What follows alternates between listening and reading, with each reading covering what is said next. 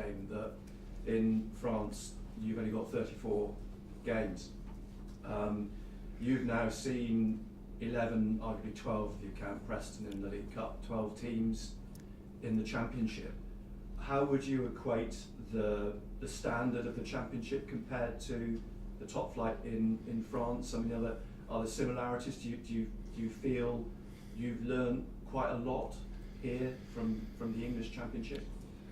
It's a long question. I think the Championship is very competitive, first of all, and with many different style of play. So, for example, the gap between Luton and Hull, for example, was huge, and it was very interesting for our team to face with this so different kind of style of play. And for me, it's very interesting to discover new style of play, new stadiums, new atmosphere, and I repeat, it's a very competitive championship, really, very competitive league. And you were clearly pleased with the way in which you dealt with Luton's approach, which is probably the first time this season you've come across a team as physical, as sort of direct as Luton are. Yes, this is very unique, and they are very efficient in that kind of play, direct with it's like they can attract the ball in the air with it was so easy for them, and we changed our shape in the middle of the first half to contain their strength, especially after the first contact, because they won many first contact. Even if we are good and efficient, I think it was a good idea, and we needed to mix tactical cleverness, but like a warrior mindset as well. So I think that that kind of game is very important for us, because for such young team, being able to face and to cope with that kind of game it's a good sign for us, really. Yeah. You played Alan Brown on Wednesday night. I think we all expected you to do that, but I think most of us expected you to play Roberts and not Rig. What was your thinking in taking Patrick out of that particular game? Well, it's still a feeling that we can have as a staff and with the players as well, because we share many information, and we thought that in that kind of atmosphere, Régis was able to be competitive, and for Patrick, because he's a very smart player, and when he came onto the pitch at the end, it was very useful. And we have another game 3 days later. So if we can use all our strength and to manage the team to be efficient in front of many different experiences, I think it's good for us. Yeah. That sort of suggests that Patrick is back in tomorrow. We'll see. I don't know at the minute. One other upshot of the game the other night was you've got 2 more players now on 4 yellow cards.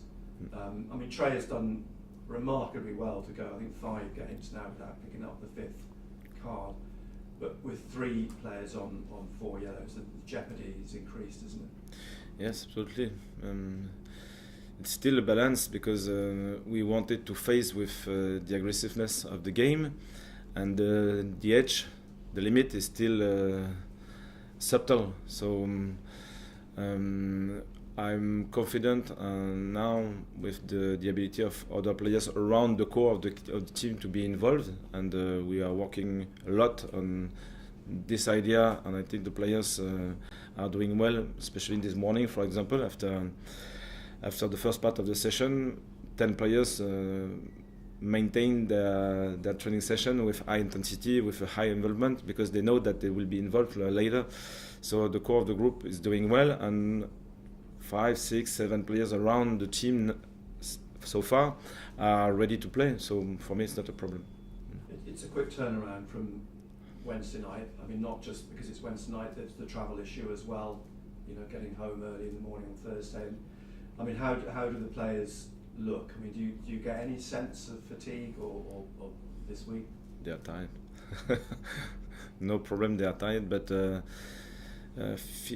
48 hours after the game is still the lowest point of the recovery. So for me, they will be okay tomorrow, no problem. Yeah. And is it important that you start quickly, you start well against Oxford? Yes, if we can implement our dynamic very early in the game instead of reacting of different events, it's still better. We want to be proactive, and I think we can be proactive. We were proactive so far because we started. I think I don't remember specifically one game where we were far from our level. Maybe the 10 first minute of Derby probably is the only one. But for the others, we were ready to compete. And then during a game, you know that you can struggle because of the defense, because we don't score, and so many things. But being proactive is still a good idea, and I think we will be proactive tomorrow morning. Yeah. And you said yourself there are no easy games in this division. They're all tough teams to play. Oxford, they've drawn their last 5 games, which suggests they are a very difficult team to break down.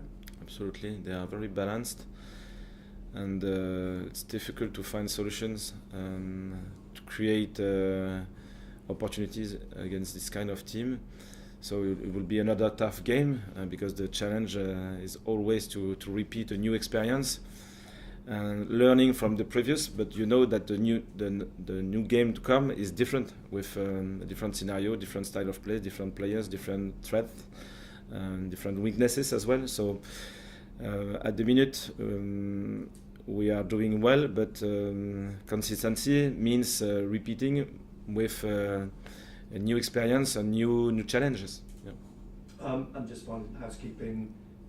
We talked about Meander and Balad possibly being available tomorrow. Is that still doubtful? Both won't be available tomorrow.